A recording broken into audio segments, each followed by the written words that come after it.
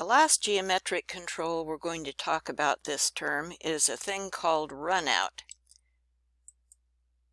And runout is a tolerance that applies to parts that rotate.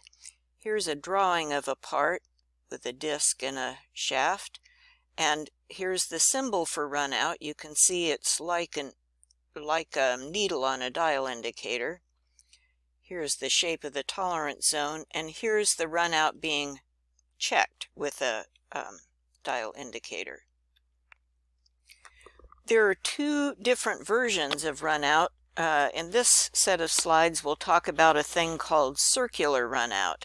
In circular runout, you just park your dial indicator, or rather your inspector does, parks their dial indicator in one spot and spins the part around, then gets up, parks it in a different spot, spins the part around. And you can see the symbol in the feature control frame is one arrow. That's circular runout. Total runout is where the inspector continuously runs the indicator along the surface back and forth while the part is spinning.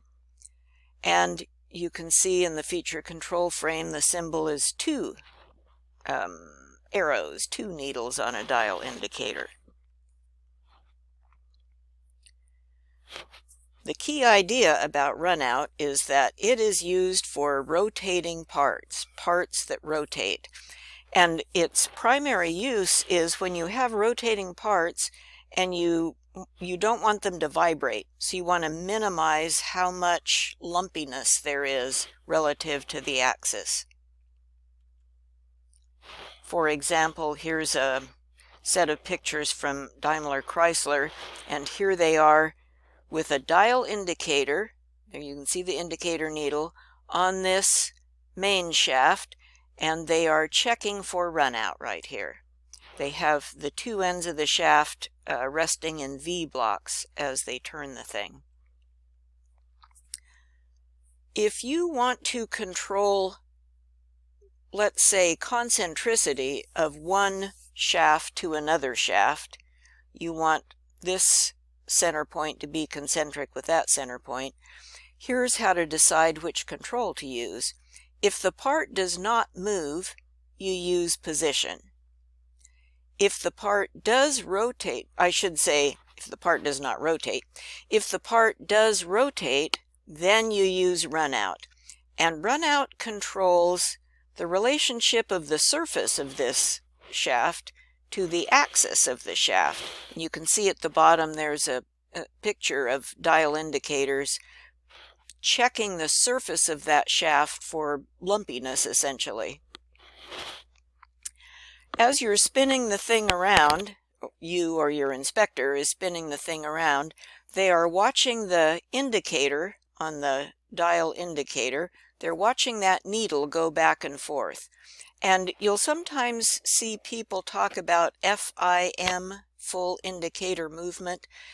Full indicator movement is the full distance that that needle spanned as the thing was rotating and the forget the name, and the needle was going up and down.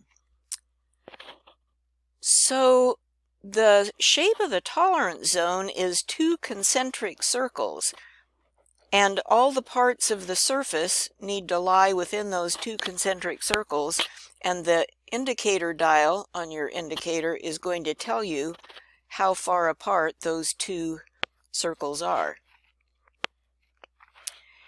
Here's a part that's being checked for circular runout, so one position of the indicator at a time. Here they're checking the cylindrical part, there's the control.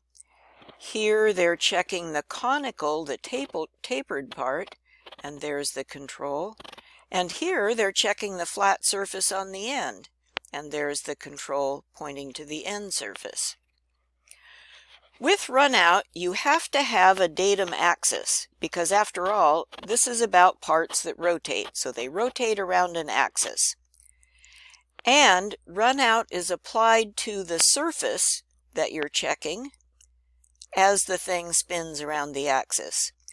Well, because this is a surface control, there's an indicator checking the surface, it is always applied regardless of feature size.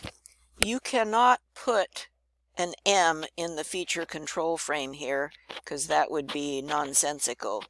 This is always contact the surface, and that means regardless what size it is, you contact the surface. This is kind of interesting, this chart. What this is talking about is how the inspector cannot tell from what the indicator needle is doing what kind of error they've got. Now, if there were a theoretically perfect part, if the datum axis were perfectly concentric with the surface they were checking, and if this part were perfectly cylindrical, they would get a full indicator reading of 0. So no movement of the needle. But we don't have perfect parts. If you have a part with lobes on it, like this, you might get a full indicator reading, the thing boinging back and forth as it comes to the high point and the low point and the high point and the low point. But you could get the same indicator reading if you had a, let's say, near perfect cylindrical shape, but the location of the center axis was offset. In other words, it was eccentric, not concentric. And the inspector cannot tell just from this inspection which situation is happening. And we won't worry too much about this, but I just want to mention that because the indicator reading is checking 2 concentric circles, and the 2 concentric circles are the tolerance zone, they are a radial distance apart. That means that let me back up, if your axis were eccentric, if it were offset a bit, if it were offset, let's say 0.1, you'd get an indicator reading of 0.2. Just file that away in the back of your mind. So when you're putting these feature control frames on your drawing and you're thinking about what to use as a datum axis, think about how your part actually functions in its machine that it's working in. And that's how you arrange your datums. Here's a part, big old shaft that fits into something or other, so we're going to use the center axis of this big old shaft as the datum for checking this outside disk. This part in the middle we have seen before. When we were talking about compound datums, we showed this drawing. And here in the feature control frame, you see that A-B.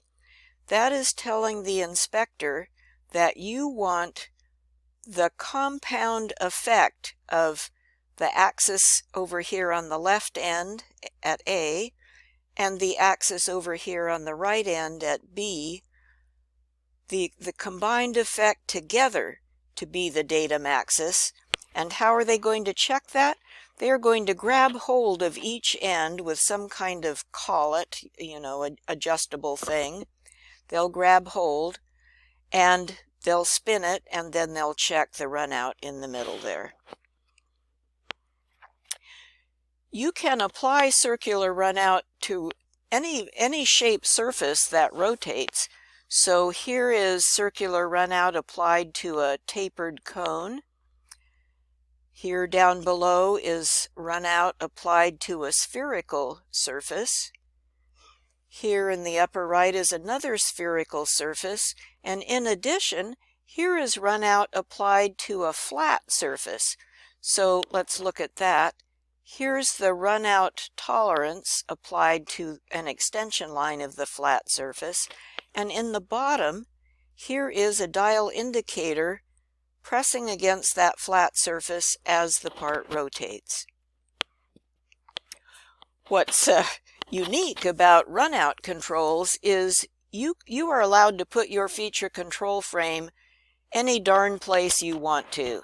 So it's not like other kinds of tolerances where you're limited. Here you hear some examples that are all legal. You can put the feature control frame next to the size dimension. You can point at the surface with a leader line. You can attach the thing to an extension line. Those are all perfectly fine. Sometimes you have a situation where part of your rotating object needs to be pretty vibration-free, fairly vibration-free, but the rest of it could be lumpy, you don't care. Let's say this part here is going to fit inside a bushing or a bearing or something. But over here, you don't care. You don't need to really fine-tune the whole object. So what you can do is use a chain line. And a chain line is a phantom line type. So long dash, two short dashes, long dash, two short dashes. But it's thick like an object line or like a cutting plane line. And that chain line is the symbol for just apply the control in this section. Notice that they have applied a basic dimension to this part, and here's another example on the other side. Here's a runout control applied to this flat surface, but they only need to control 1.2 of that surface, so they've applied a chain line. Now let's go look at, so this was circular runout. Let's go look at